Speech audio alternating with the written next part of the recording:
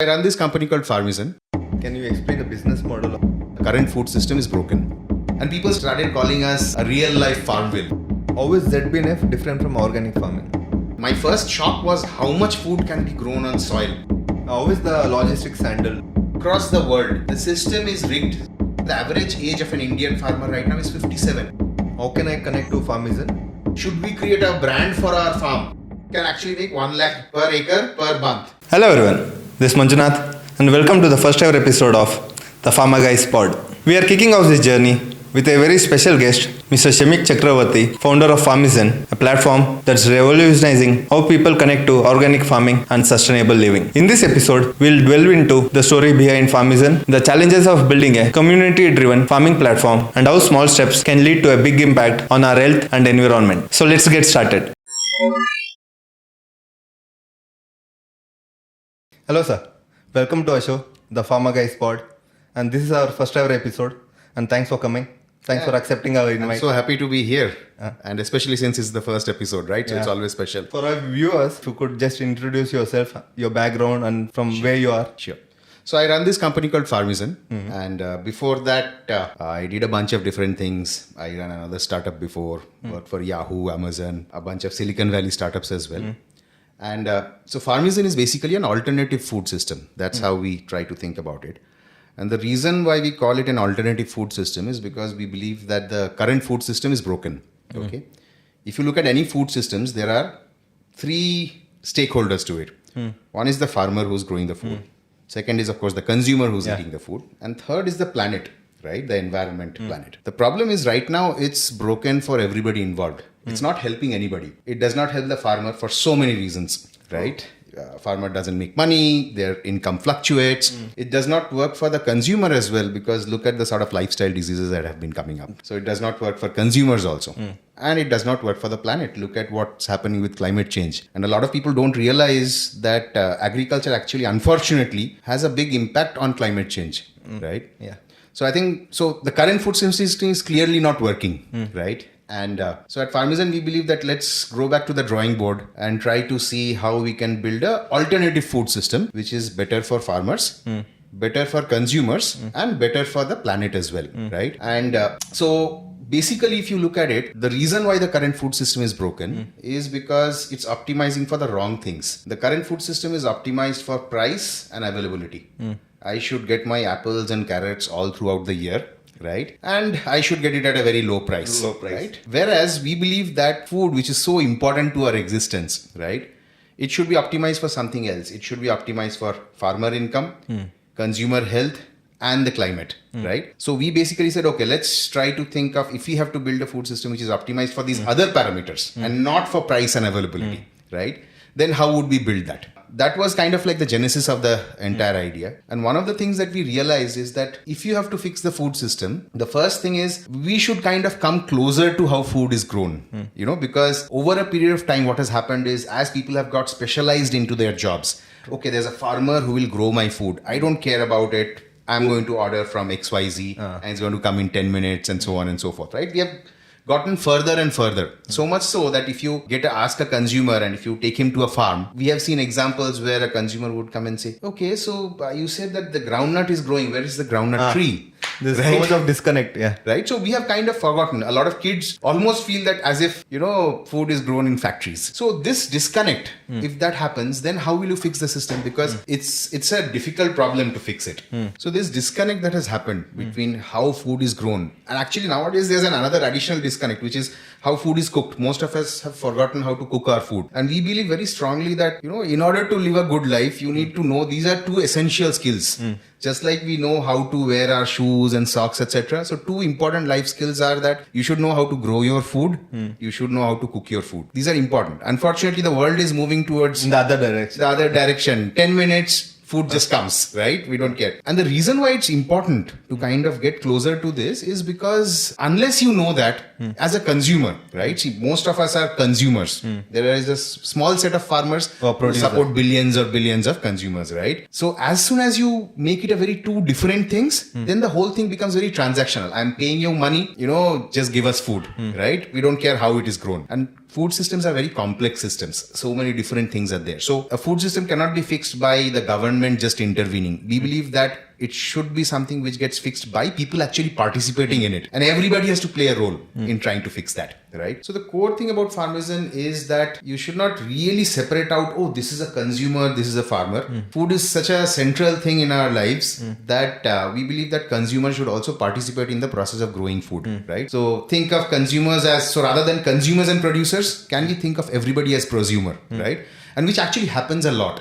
A lot of farmers also who sell on the Farmizen app, they are also consumers, right? Yeah. So, which is a very interesting dynamic. They that can happens. sell their own and get products from other. Exactly, which is not the case in, let's say, our competitors, people like, let's say, Big Basket or the quick commerce, etc. Right? There, the producer is very separate, consumer is very separate. There, the consumer doesn't know who is growing it. Correct. So the traceability part, of course, is also not there, right? So I think, so that's very important for us, that we are trying to basically build a marketplace where there are people who are buying and selling, and it's not necessary that there is a separate set of buyers and a separate set of sellers, right? Because people who are selling also need to buy food. And this kind of, if you really look at it, this goes back to how the world was hundreds of years back. If you look at a village, for example, where people would grow food. They would grow food, then they would either do a barter with somebody else, right? Or they would buy something from elsewhere, but they would also be growing That food, used to right? happen in a village. So that world excites us a lot. And we believe that there is a place for building a similar world, even in the modern, hyper-specialized place, you know? So now you have kind of answered why and what is Farmizen. Before you answer how is Farmizen run or executed, I wanted to know about your background. Like, Sure. Are you basically from Bangalore or you're from another state? So I am actually born and brought up in Calcutta. I did my undergrads college in Rajasthan, right? And then worked in Mumbai for some time, Hyderabad for some time, and Bangalore for some time as well, right? So also worked in Silicon Valley for some time, and then I really came back very quickly. And in general, I think one of the things that I've also realized is that when people who are from completely outsiders, when they get into a system, they bring some benefits because they look at it from a first principles perspective. That, okay, how do we fix this? You know, whereas if you are completely inside the system, sometimes it becomes difficult to think outside the box. So that's something which is there. We actually started in 2017. 2017 January is, I think, when we registered the company. We launched in 2017 July is when we launched. We had launched with a slightly different model from where we are right now. We basically said that we would let consumers rent out small patches of land which farmers would manage for them, and consumers would have an app through which they could communicate with the farmer irrespective of their language. So there was no language barrier, etc. And people started calling us a real life Farmville. Farmville, the Facebook game. Yes. So you would basically pick and choose what crops to grow, etc. But instead of getting some coins or some virtual tokens, you would actually get crops which could get home delivered to you, or you could go ahead and harvest it yourself as well, right? So that was the model that we launched with. Then 2019, during COVID, we saw that there was a lot of pressure on the food system, right? In the sense, longer supply chains kind of got very disrupted, etc. But if you notice, shorter supply chains, like vegetables, for example, did not get that disrupted, right? So during COVID, we saw an opportunity and we said, okay, we are going to expand the scope of this and we are going to do other sort of farmer to consumer connects, right? And that's basically how the whole Farmizen current model came up, where we are basically a marketplace which connects farmers and consumers together. And we would like to believe that people who are buyers on this platform would also want to sell on this, right? So that's basically where we are at right now. We are present in Bangalore and Hyderabad, and hopefully in this year we'll probably go to another city as well. And our focus is a lot more on perishable fruits and vegetables specifically, because we see that that's where the breakage in the food system is the highest, primarily from the use of chemicals and things like that, right? If you look at organic, for example, one of the things that a lot of people ask us is, okay, you know what, my current grocery budget, let's say, or buying food budget is, let's say, 10,000 rupees. I want to move to organic or chemical free. So I don't mind paying 20% extra and increasing the budget by 20%, 12,000 rupees. Where should I spend that money? Should I spend that money on fruit? Should I spend that money on vegetables? Should I spend that on cold pressed oils? Should I spend that on my atta? So I always tell them that the way to think about it is that stuff which you are going to eat uncooked should absolutely be organic, because when you are cooking, a lot of the chemicals do get destroyed during the process of cooking. Number one. Not completely though. Not completely. So ideally, you should move everything to organic. But if you have a budget limitation, right, at that point of time, when you are prioritizing, you should look at food that you are going to eat without cooking, and that should be the first priority. Second priority probably should be things which have also been, you are eating it very soon after harvesting because the efficacy of pesticides, etc., kind of get reduced as time passes by, right? So, for example, let's say if you're eating rice, that rice would have been harvested a long time back. Some of the efficacy of the pesticides, etc., used in it would have gone. However, does not see this is the pesticide angle, but the other bigger angle, which unfortunately people don't talk about, is the whole angle around nutrient density. And I think we as an industry are not talking about that enough. Right? We are just concentrated on the calories part. For an example, yes, the orange now and the orange 20 years ago is a completely different Correct. I mean, what we have read is that it's now you need to eat 8 oranges to get the same amount of vitamins that you would get 40 years back from just one orange, right? And if you talk to consumers also, consumers typically talk about, pesticides, there's no pesticides, etc. That's the only decision. But what we should understand is that the nutrient density of the food is very important. How much of minerals are there in that? How much vitamins are there? How much antioxidants are there? These are all important reasons. It's not just, I should eat this food because there's no pesticides, right? So organic is a lot more than zero pesticides, right? So I think this understanding is not there, and a lot of people are not talking about it. And if you really look at it, then your food is going to be nutrient dense if your soil is nutrient dense. Because if your body needs a little bit of cobalt, your body needs a little bit of iron, your body needs a little bit of zinc, where is all that coming from? That is all coming from the soil finally. Unless you take care of your soil, unless your soil is rich, you'll never grow food which is dense in nutrients. It will be dense in calories, but it will not be dense in nutrients, right? I think that's something which is important, which is not getting talked about much nowadays. Now that you have brought up the soil topic, I recently, as in 2 months or 3 months back, came across an article where they mentioned that the carbon content in the soil has gone way below. Yes. Recovery is like almost close to impossible now. How does organic farming, how long will it take for the soil to replenish again and also to get back to its normal state or close to normal state? Absolutely. No, I think that's a very interesting point again, which should be talked about a lot. So, basically, soil organic carbon percentage or soil organic matter percentage is a very important North Star metric, as we call it, for organic farmers, right? If you look at Punjab, the current soil organic carbon percentage in Punjab is like 0.3%.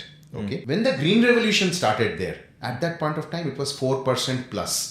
So that is the drop in organic carbon percentage that has happened. So why should we care if organic carbon percentage is lower? From the climate angle, we should care because, see, carbon in the air is bad for us from a greenhouse effect, etc. perspective. Global carbon under the soil is good for us, right? So obviously, if carbon is escaping from the soil and all, it's going outside, then that means it's a problem, right? When we burn fossil fuel, then all the stored carbon from the soil is also getting outside into the atmosphere. But when you are doing farming in which you are doing bad practices which decrease the soil organic carbon percentage, it's really bad for the environment because where is that carbon going? That carbon is basically present as CO2 or methane or whatever in the atmosphere. So big problem from a climate perspective. But it's also a big problem from a consumer's perspective. So why should consumers care about organic carbon percentage or not, right?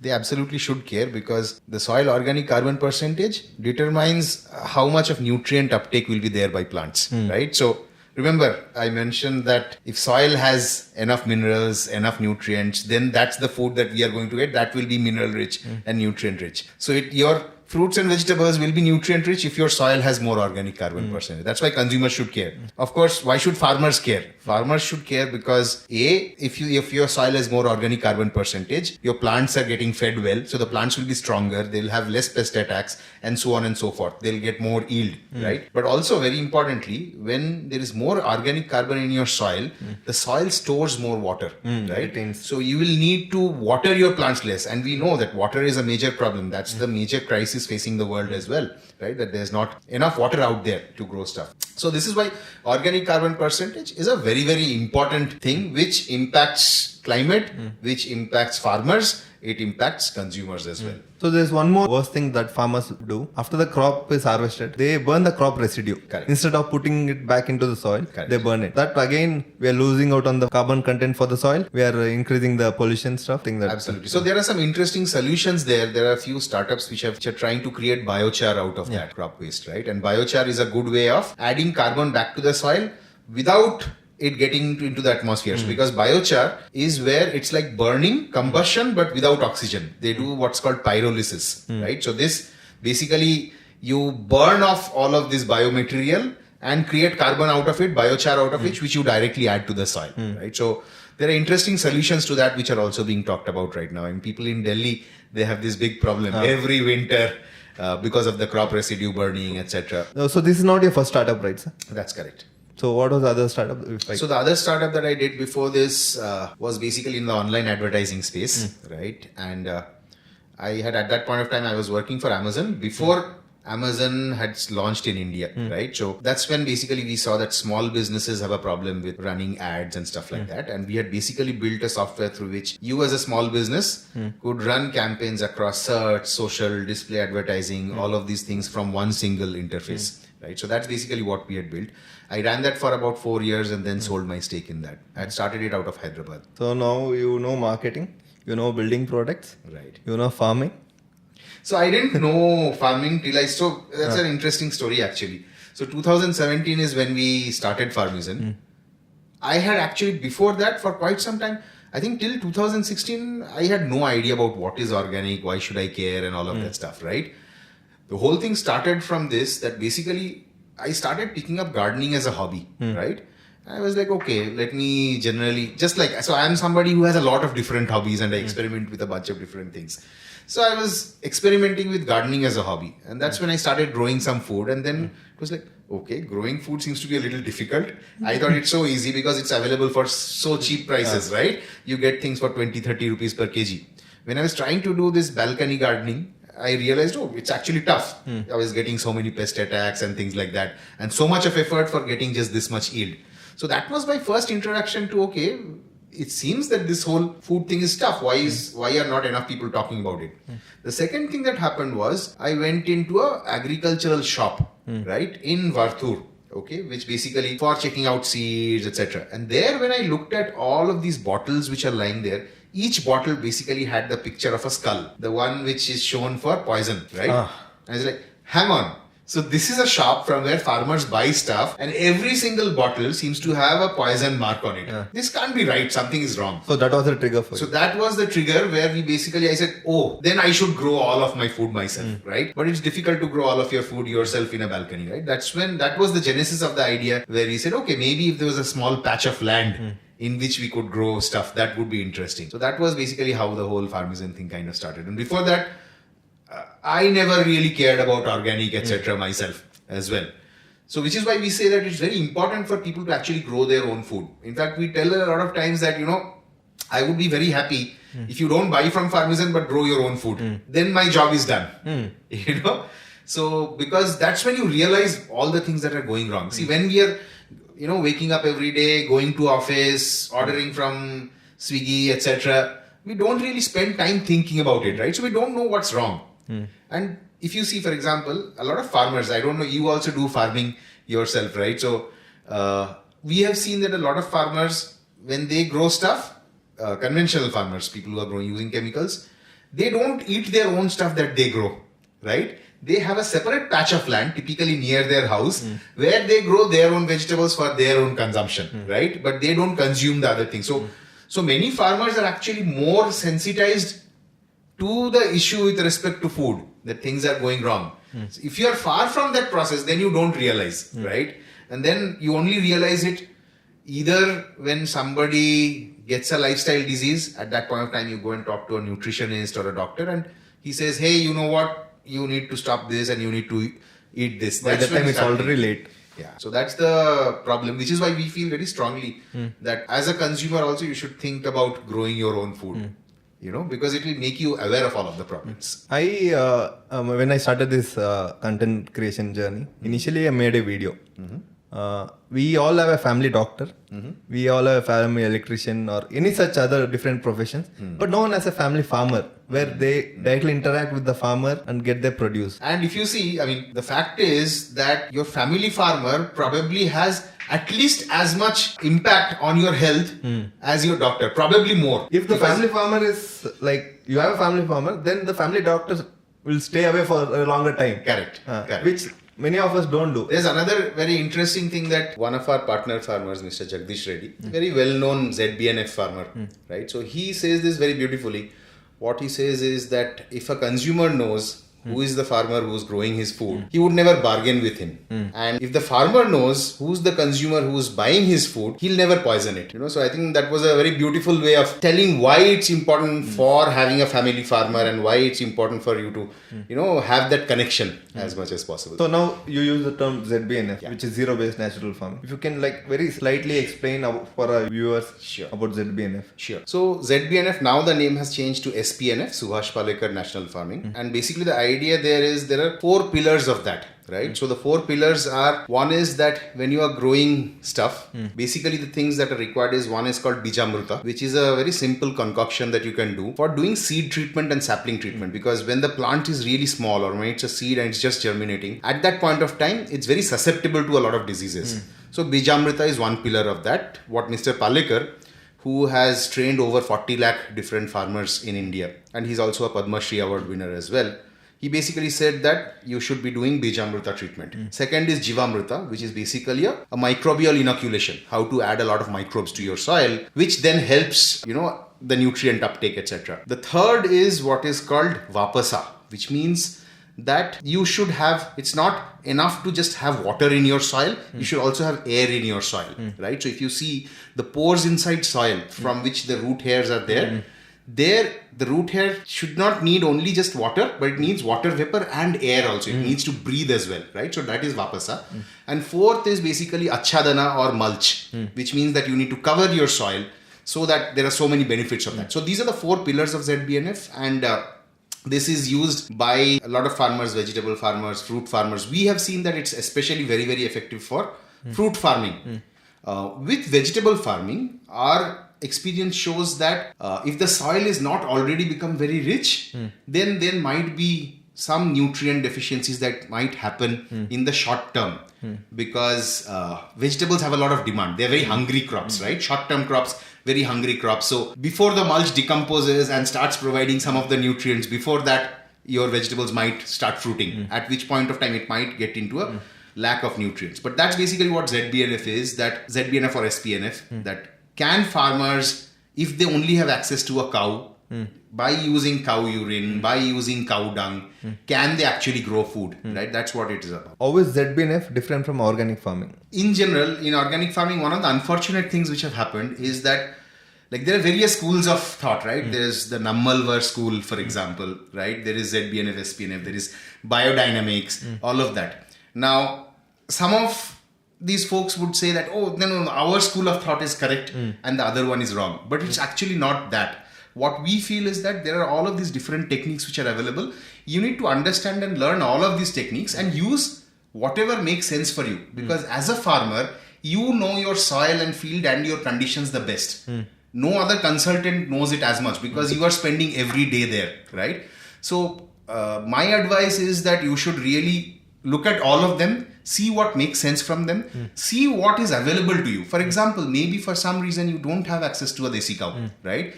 In which case, perhaps you should adopt some things from Korean natural farming, right? Where they use things like they'll make ferments out of rice and jaggery. Right? So I think it's not a great idea to say, no, I am just doing this. You should study all of this because the basic principles are actually the same. The basic principles actually goes back to class 7 biology, that nature has a lot of cycles in it. Nature has nitrogen cycle, nature has carbon cycle, right? Plants are doing photosynthesis, right?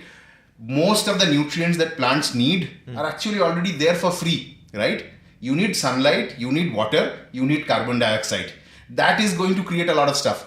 There is enough nitrogen in the air. Air is 78% nitrogen. You need to have ways to get that nitrogen into the soil in an available way, right? So all of these types of, I look at organic farming as all of these are types of organic farming. Some people may get upset. For example, a lot of ZBNF people will get upset if I say, oh, ZBNF is basically one flavor of organic farming, because so I don't think that's the right way to think about it. It's like, boss, you are growing food by working with nature rather than against nature. That's what all of these methods of farming are finally about. The one thing though is you could end up doing organic farming but still not be good for the environment.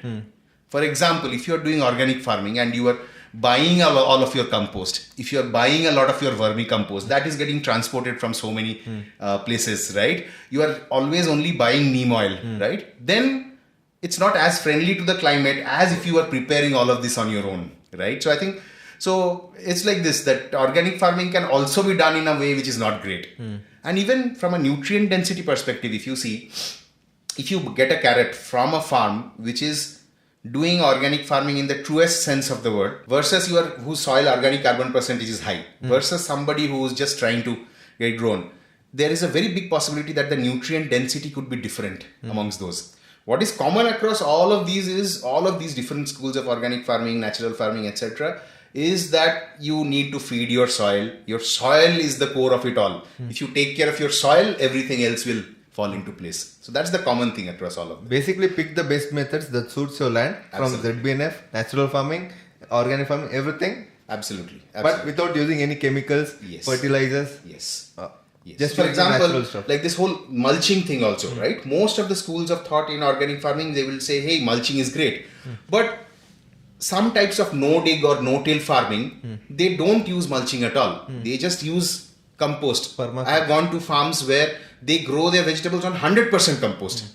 And they don't use mulch because mulch also sometimes attracts some insects and things like that, right? So that's also fine. See, as long as you are taking care of your soil and you are taking care of basic biology, right? Then these are all fine. And as you said, that you should adopt what makes sense for you in your particular situation.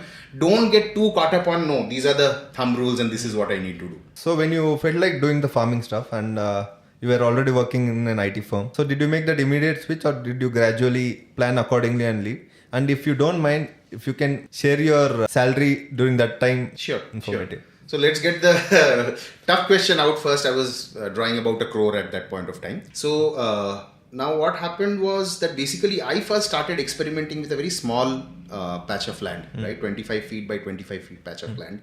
And my first shock was how much food can be grown on soil versus balcony gardening, right? Because I used to go every 3-4 days, harvest stuff, and I used to fill up my entire car. I could not consume the amount of vegetables that from just a 25 feet by 25 feet patch of land, how much I could grow, right? In terms of there was so much of bok choy, so many cauliflowers, so much cabbage, so much palak. So I actually started giving away to my neighbors, right? Every harvest would be 25-30 kgs, right? And that was per week. So that was too much. So I think that was the first shock that I got that, oh, you can actually grow so much food. The second thing was things which people who are already doing farming know, but I had no idea of how much time it takes to just remove weeds, right? I mean, this is something that people just don't realize that it's so much of back-breaking work, right? Because initially it was like, weeds, I'll go there, I'll pluck some weeds. Now sitting there and going ahead and uprooting those weeds all by one for 4-5 hours just for a 25 feet by 25 feet patch of land. So that was also a big learning. And the third thing was that that sometimes you will have the best of plans, but then Mother Nature is on your side many times, but sometimes she also gets angry with you. And suddenly there is rain, right? For example, when we started the first farm, it all went fine. The second farm, there was a big wait list of people who wanted to kind of sign up for the next farms. So we had 2 farms we had leased out.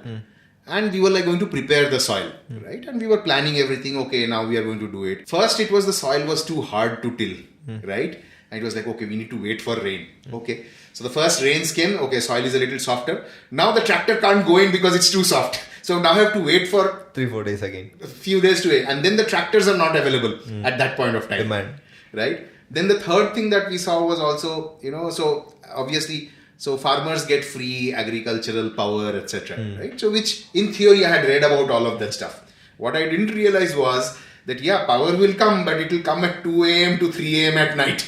And he was like, okay, we have to figure out how to be there. Somebody should be there to turn off the drip irrigation at 2 a.m. at night, right? So all of these things that we hear about, that, oh, farmers have a lot of problems, etc., we got to kind of see it firsthand, and we realized that, it is much tougher than it seems from outside, right? From the outside, it first seems like, okay, see, I think farmers are probably not doing a great job. You should do some Excel. Let's go ahead and plant some things and it should be fine, right? So I think that's something that we learned, which was initially a big shock. And the fourth important thing was, see, I came from a tech background, building internet products, etc. So when you do internet products, you change the color of a button and you see what is the impact on conversion Immediately. rate, right? So you see all your A/B test results are very. Here, the A/B testing results come after 4 months. Okay, I used this different seed. Let's see it works. I will know after 4 months, right? So the time to experiment is much larger, which is why I think in general, people who are coming with a very scientific mindset for doing farming, that I'm going to experiment with bunch of things, they need to start a lot of experiments in parallel rather than doing it sequentially. So a lot of different learnings which were there. And then when we kind of got confident that, okay, we have figured out some way of growing stuff, at that point of time, we moved into a model where we said, okay, instead of farming completely ourselves, let's partner with farmers. Farmers will be responsible for land, labor, water, supervision. We'll give them the playbook. We'll give them an app which tells them how to grow different things, etc. And we'll do a revenue share arrangement with them. So that was the model that we shifted to after that. Lot many people complained about the farmer subsidies or free power to farmers, but no one understands the power thing which you mentioned, like they get power in the midnight and all those things. So I have a story. So my father, when I was younger, my father and me used to go to our crops, which is like, we have a decent size of land. So we used to go to that plot, 12 a.m., 1 o'clock. So we used to go there. We used to turn that gate wall, sleep there on the rock, like 45 minutes, 1 hour. After 1 hour, we used to change the direction of the water, then sleep again, then again turn, then come back home. So no one understands all these problems that the farmer goes through. If you talk about the farmer subsidies, see, I'll tell you the brutal truth. The brutal truth is that not just in India, but across the world, the system is rigged so that city people end up eating food grown by farmers, sold at less than the cost of growing it, right? So basically, worldwide, what's happening from ever since industrialization has happened is a transfer of wealth from farmers to city people. That is just the truth. It's not a politically correct thing to say, so people don't talk about it much. But that is how the system is structured, that the farmer will end up spending 30 rupees to grow it. I'm going to buy it for 20 rupees. What does that mean? That's a transfer of wealth. And it's not just here in India. It's across the world. It's even in the US. Even in the US, an average farmer who has 400 acres of land, he is facing the same situation. Which is why even in the US, even a 400 acre farm has to be given subsidies, right? Because when you are taking away, doing this transfer of wealth to city people, you need to also start giving them something. Otherwise, the whole system will collapse. So, without some of these subsidies, things will just go for a toss. And we are taking 20 rupees and we are giving 5 rupees. That's how it is. And without subsidies, many farmers will stop farming. Correct. Even now, unfortunately, that's what's happening. If you see, has been a big shift, which is that earlier, what used to happen if there were 4 people in a family, 4 young sons, daughters, etc. 3 of them would be staying at the farm and doing farming work. 1 of them will go to the city to kind of educate, get education, go to the next level, uplift from an economy. Now it has completely reversed. Now 1 person will probably stay back and remaining 3 will go to the cities. In many cases, all 4 of them will go, and the father, who's now 65 years old, he's still doing farming, right? So if you see, for example, I read somewhere that the average age of an Indian farmer right now is 57. And this is constantly increasing, which means that, and everybody young is going to the cities. In many of these villages near, let's say, slightly more remote places also, like places like Gulbarga, etc., which are far further from a city, you will see that the village is basically full of mostly older people. All the young people have gone and migrated back to cities, right? So that's a big problem, because at some point of time, right now the average age is 57. If the average age of farmers goes to 65, what will happen to our agricultural productivity? What will happen to our food security? Right? We will make advances in AI, but we will have to get food from China. Right? So that's a big problem, I think, in general, which is one of the reasons there is no other option but to get some younger people back into farming. It's a matter of survival for us actually. That's the reason I keep making videos asking younger people or people in the cities to move towards agriculture, because our father age, they have some amount of knowledge in farming. We do not have that. But the KT or knowledge transfer has not happened. So if they move quickly, then they could have that KT to be done. Absolutely. And this KT is not just from necessarily the farming perspective, but also, for example, our grandmoms who are in villages, they would wake up, you have some disease, some problem, they would go and collect some particular herbs and you know what is the solution. Now what has happened is, first of all, the biodiversity is gone. Many of those things you don't find anymore. And nobody is telling or passing on that knowledge that, oh, these were the things which were there, right? You don't even find it on the internet, right? So even if you go and ask ChatGPT, it will, because that knowledge is not documented anywhere, right? But I think I'm hopeful that we increasingly see some younger folks who are getting back into farming, folks like you as well, right? And not necessarily, so one set is younger folks getting back into farming. The other we are seeing is that a lot of people who have had a successful corporate career, right? And let's say they're 45 years old, 50 years old. Some of them are also getting into farming. And I think these folks actually have a very critical role to play. See, the government talks about or sponsors programs for a lot of small farmers, etc. I feel that the government kind of right now ignores a lot of these progressive farmers or people getting back into farming. But I think they have a very important role to play, which is that bringing some of their corporate knowledge also, right? And using that to improve the income or the yield realization from farms, right? Can we do better planning? Can we do value-added products so that you can make more money out of it? Should we create a brand for our farm, right? All of these are important things which some of the corporate guys, because they have done it earlier in their life, they are able. So I think what is required is a mix of the old knowledge plus the young knowledge, and thereby come up with a better system. Most of the people who are coming into farming are mostly inspired by these YouTube videos where this guy is making 1 crore, this guy is making 10 lakhs per acre.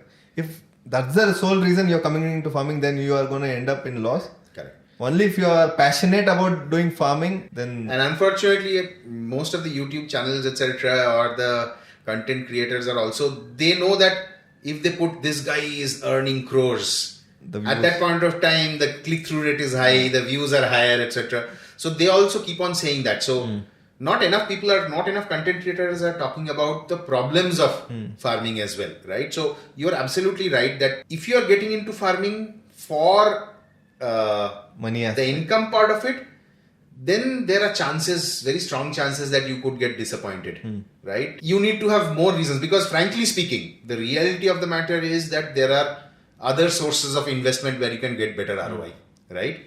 So you should get into farming if you're also passionate about it. And which is why we have an interesting take where we feel that, there are two types of people who are doing farming. There are people who are reliant on farming as their primary source of income.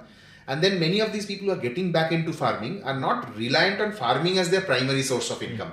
They have earned money during their corporate career, stint, etc. They have done some investments. They might be doing some consulting, etc. And they're doing farming from the passion part of it, right? I think they actually play a very important role, and they have the ability to withstand the problems in the transition period, especially from an organic farming standpoint. See, in organic farming, as you are converting your soil and making it go into that high organic carbon percentage situation, there is a likelihood that first 1 or 2 years can be very tough. You might see a lot of pest attacks, you might see a lot of damage, a lot of crop loss and things like that. At that point of time, you should have the staying power. Okay, it's okay, I am not reliant on farming as my primary source of income, so I can afford to wait for some time, right? So people whose primary source of income is farming, for them it becomes tough, right?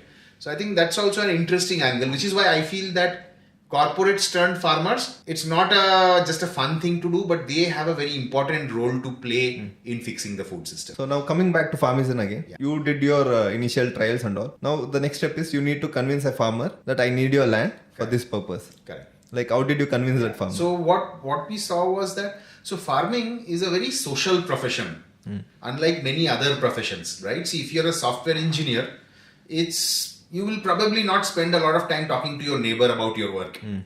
But if you're a farmer, you will certainly be talking to your neighbor a lot right? He is going to tell you various ideas, etc. So because farming is such a social profession, so if something works, it spreads very quickly, right? So what happened with us was initially it was a problem trying to convince farmers, etc. Because farmers also have been fooled various times and things like that, right? So they're hesitant to try out new things. But once something works for them and they see that it's succeeding, then it spreads also very fast. So it was difficult to convince our first farmer, but it was not difficult to convince our 20th farmer, for example. That's what we saw, because farming is such a social profession. So now one aspect is the farmer aspect. Yeah. Second is the consumer. Correct. So initially, probably your friend circle would have tried it. Yes. So how did you convince the friend circle? After the friend circle is the other people, other public. Right. So how did you convince them?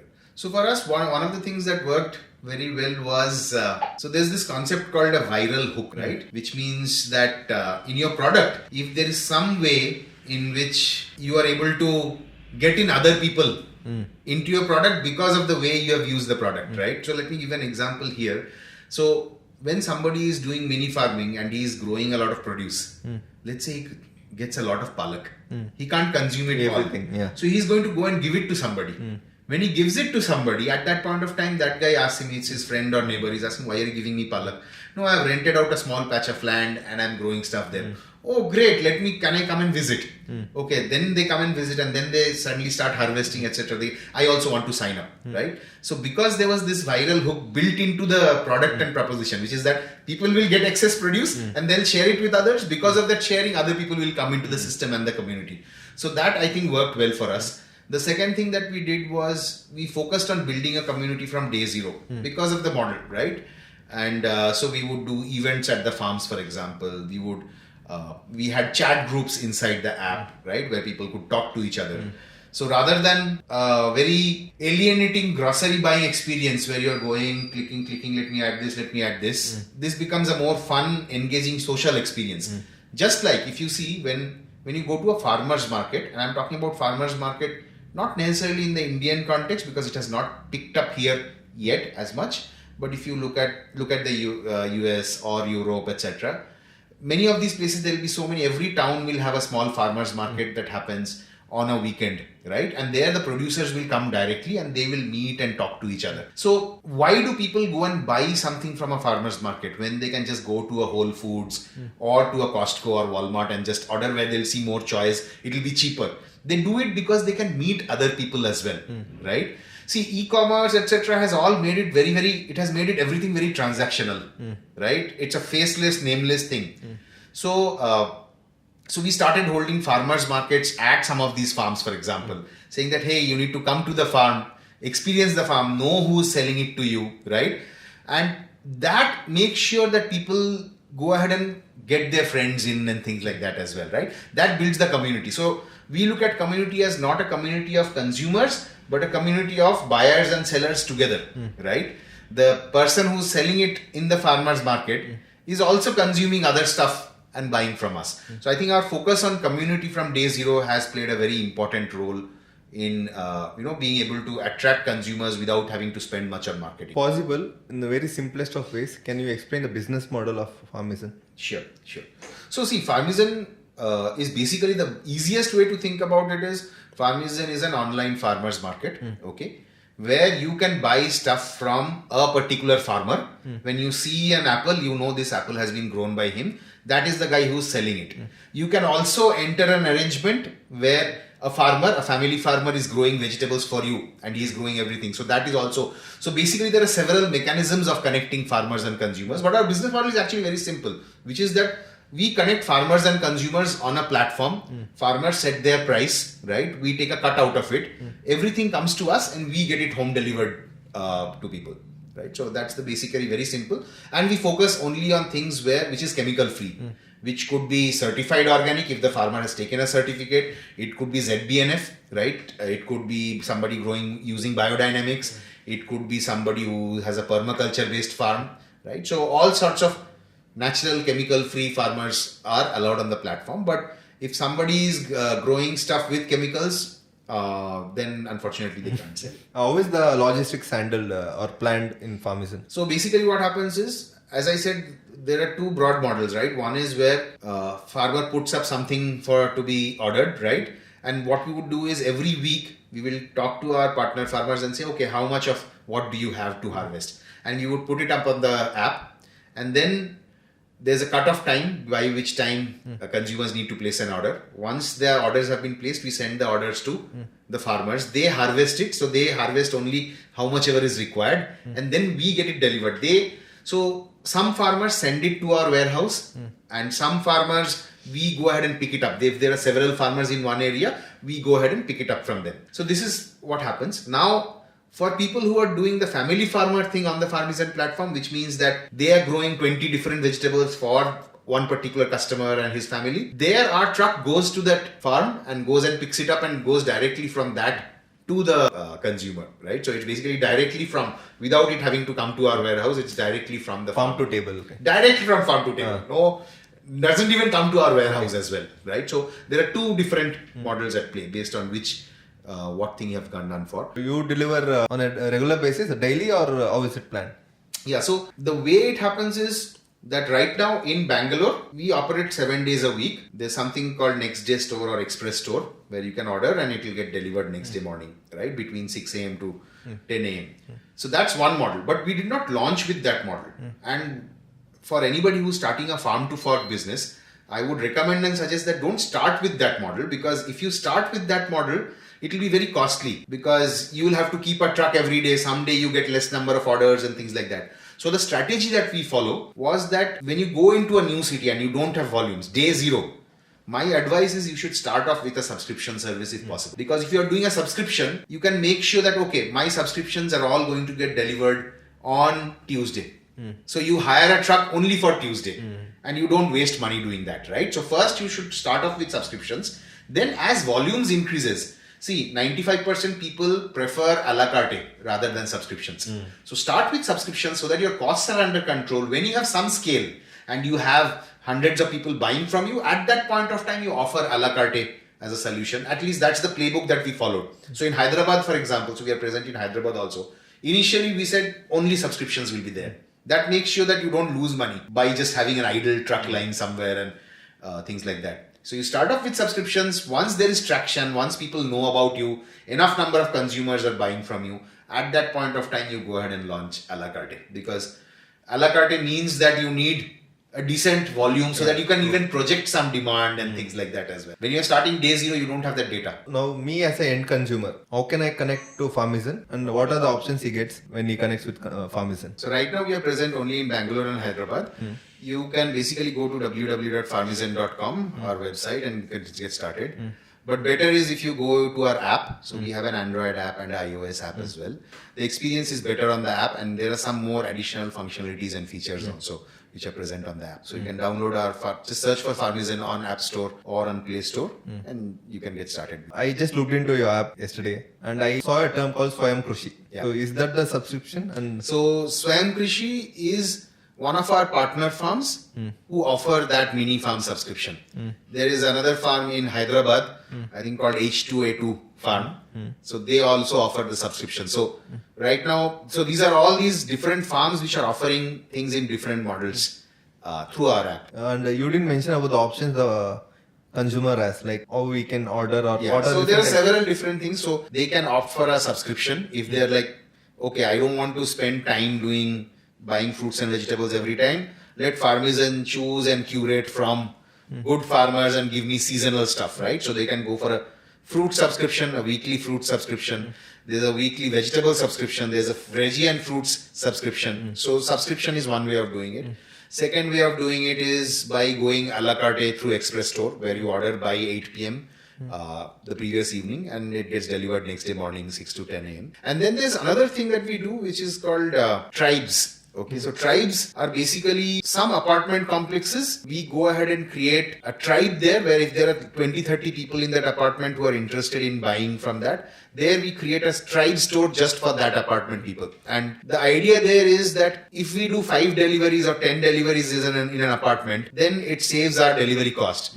So we have sometimes various community buy offers, etc., where they might get some special pricing if you're a tribe store member and if you're ordering from tribe store.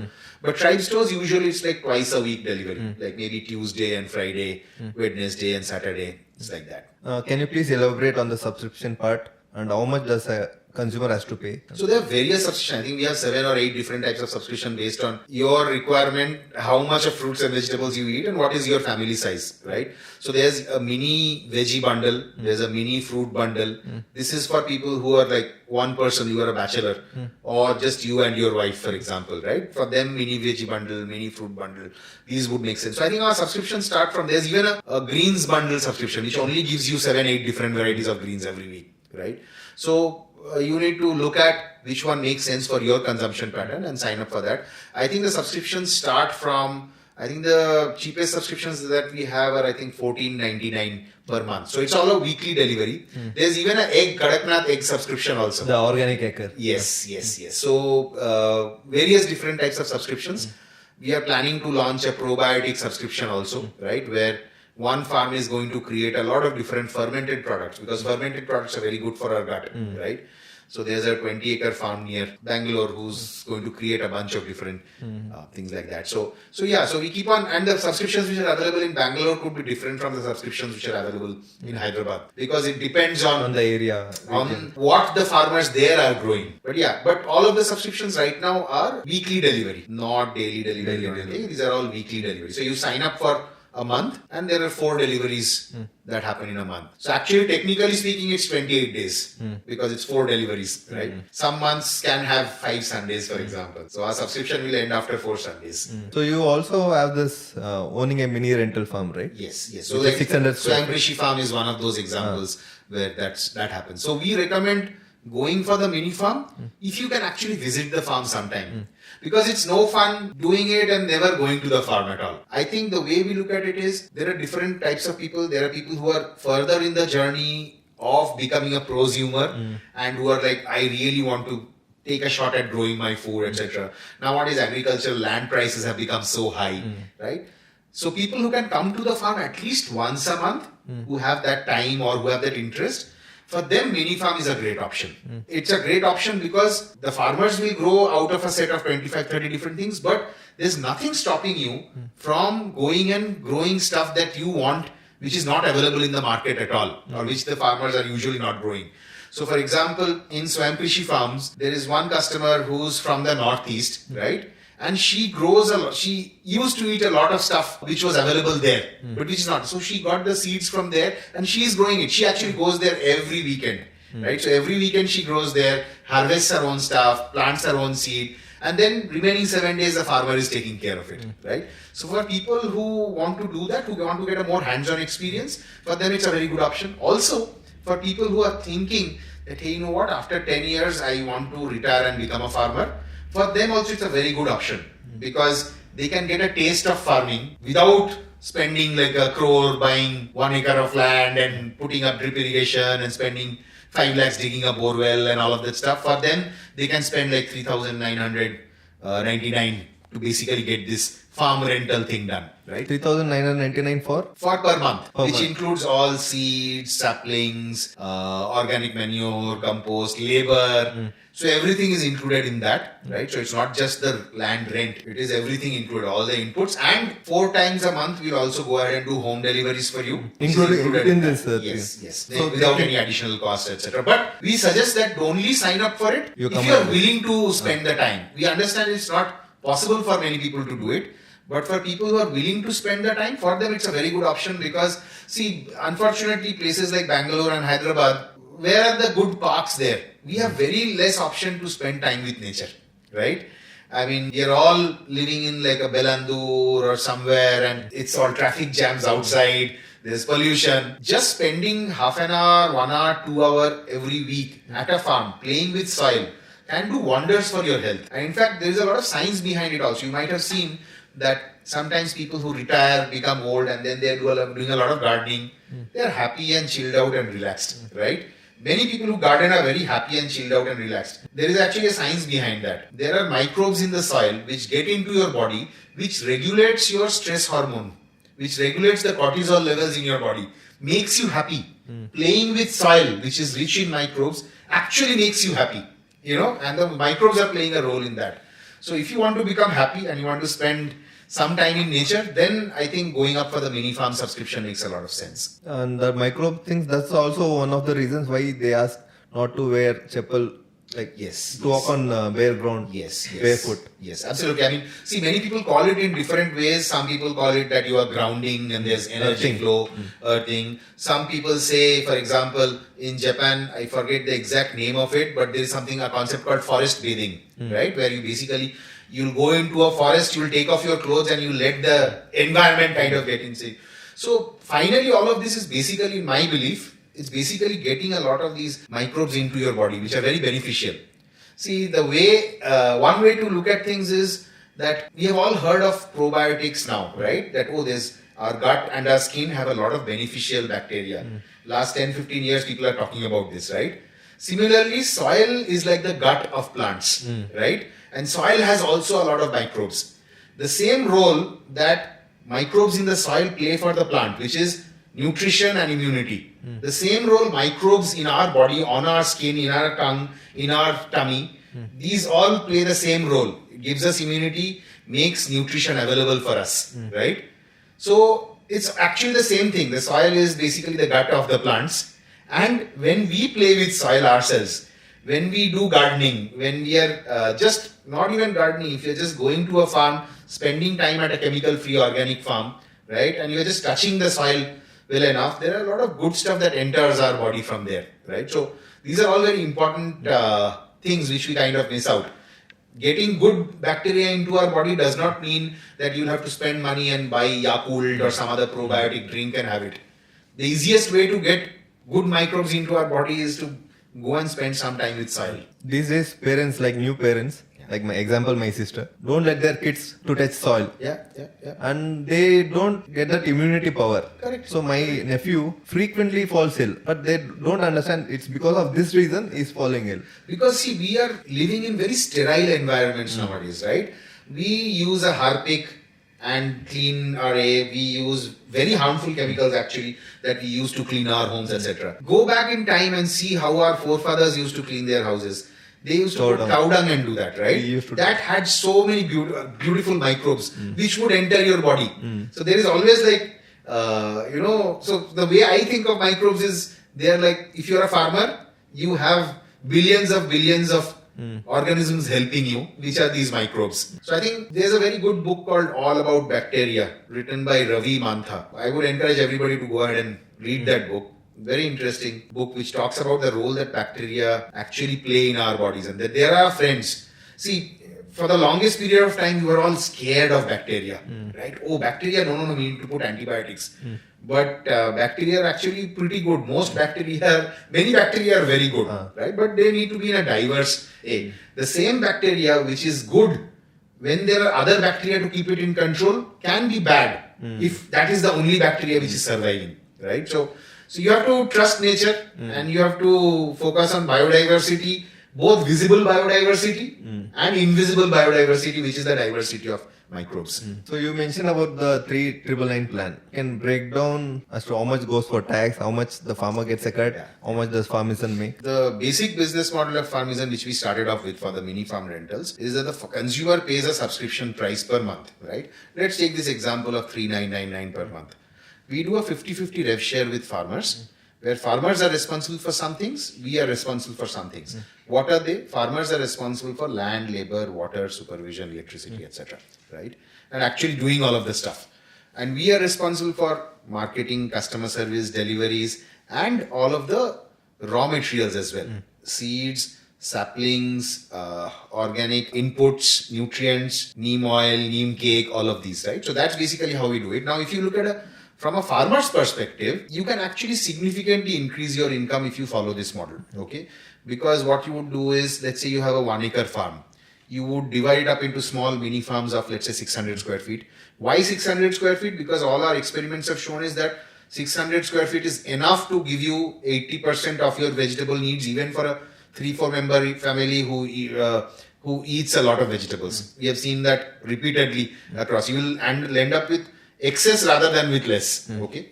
So now what happens is that if a farmer has divided his 1 acre farm into, let's say, 50 mini farms. There will be wasted space due to pathways and things like that. Then he can actually earn, like let's say it's this 3999 plan, right? When we had launched with 2500. Okay. So farmer is making 2000 out of that.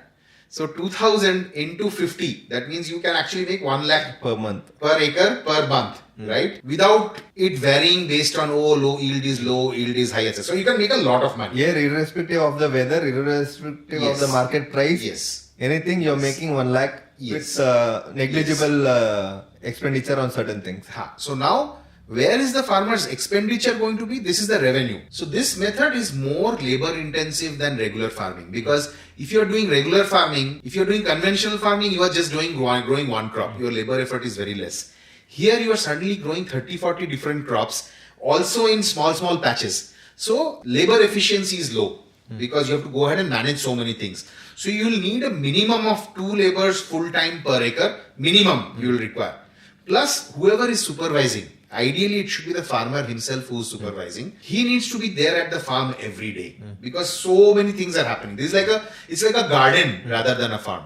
So for farmers who really love spending time at their farm and who are like, I am going to go and spend 7-8 hours every day at the farm, they can make good money from this. Their farm, of course, should be near the city because in this model, what happens is consumers who sign up for it, they want to be able to reach the farm within 1 hour of driving.